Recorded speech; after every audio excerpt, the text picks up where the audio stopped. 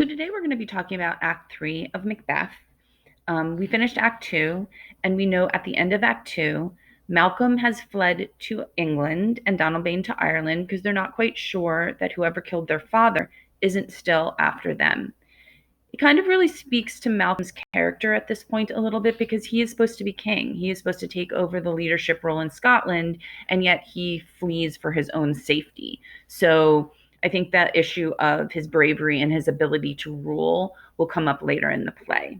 But right now we know that because of this, Macbeth has been made king, and we end Act 2 with a feeling that things in Scotland are super unnatural. This is not the way it's supposed to be. And by giving us a few little scenarios out at the end of Act 2 of unnatural happenings, it leaves us with this feeling that this vaulting ambition is a very unnatural path to get to where someone needs to be.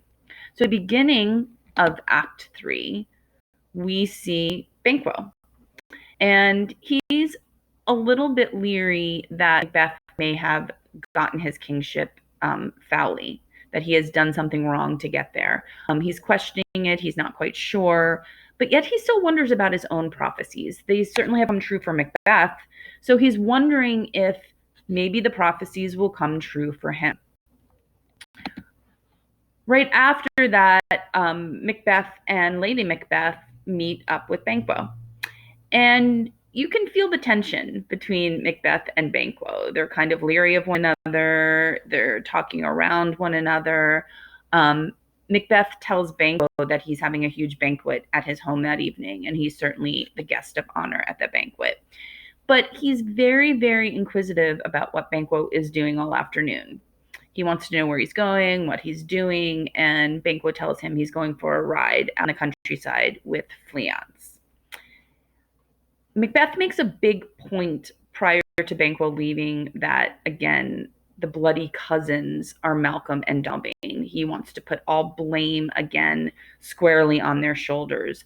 Macbeth wants to shine a bad light on them, and he says that they have not yet confessed to their cruel parricide, which is the killing of their father. So he wants no one else to look like they are at blame for what has happened but Malcolm and Donalbain. Right after Banquo departs, there's a very famous soliloquy where Macbeth really kind of lets everything out on the table about his fears about Banquo. He is no longer Macbeth's greatest friend, but his greatest enemy. We talked about previously that Banquo is the only one that knows what happened in the forest, so Macbeth clearly sees him as a threat. And the other thing that he's very fearful about Banquo is Banquo's loyalty, and it runs very deep and to Scotland. He said that Banquo's wisdom drives his valor, and Macbeth knows this very well because he himself used to be like this. So he sees himself in Banquo, and he knows that Banquo is going to do the right thing. Macbeth also refers to his fear of Banquo with an allusion to Mark Antony and Caesar. Antony was eventually defeated by Octavius Caesar, so Macbeth fears that he may lose in a contest of fortunes with Banquo. Macbeth has a fruitless crown, and this speaks to his inability again to have children. And this is something that plagues both him and Lady Macbeth. Macbeth now feels that he's done all of this, that he's killed Duncan, set everything up just for Banquo's sons to be king, and that really bothers him. So what does he do? He wants to keep his hands clean, right? Going back to when he killed Duncan, he's like, I am never doing anything like that again. I'm keeping my hands clean. There will not be more blood on my physical hands. So he hires murderers to kill Banquo.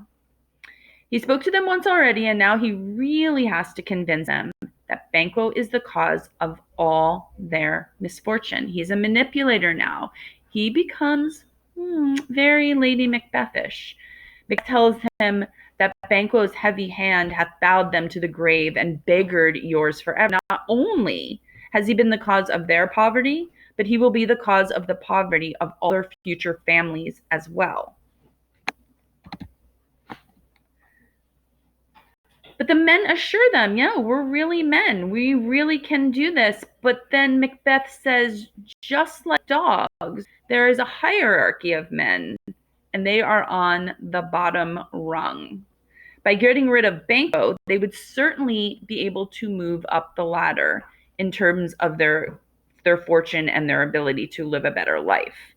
The murderers seem pretty convinced, and they're willing to do anything to change their placement in life. Macbeth assures the men that Banquo is his enemy too.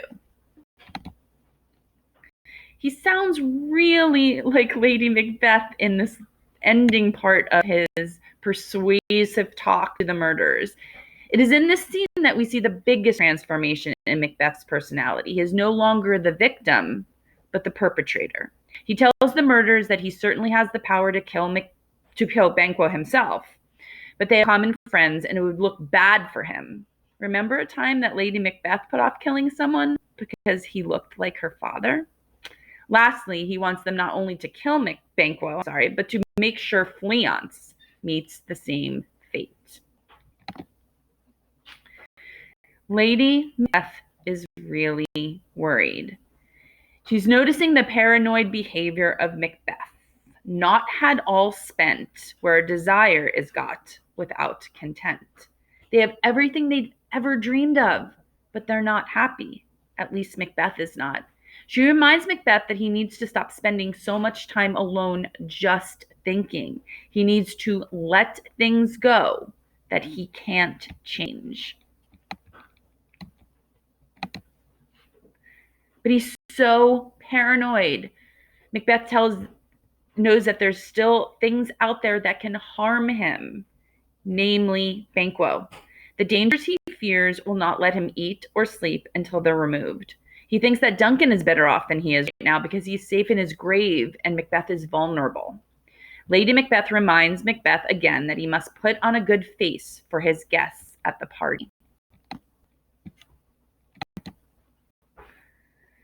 But he tells him that his mind is poisoned. Macbeth reminds Lady Macbeth that as long as Banquo and Fleance live, his mind is poisoned. He reminds her that there's a supernatural happening that will take care of things. Lady Macbeth is suspicious, but Macbeth tells her to leave everything to him. Boy, are the roles changing. Now Macbeth seems like the one that's taking charge of the situation, and Lady Macbeth is sitting back a little bit, really worried, really suspicious about what Macbeth is up to.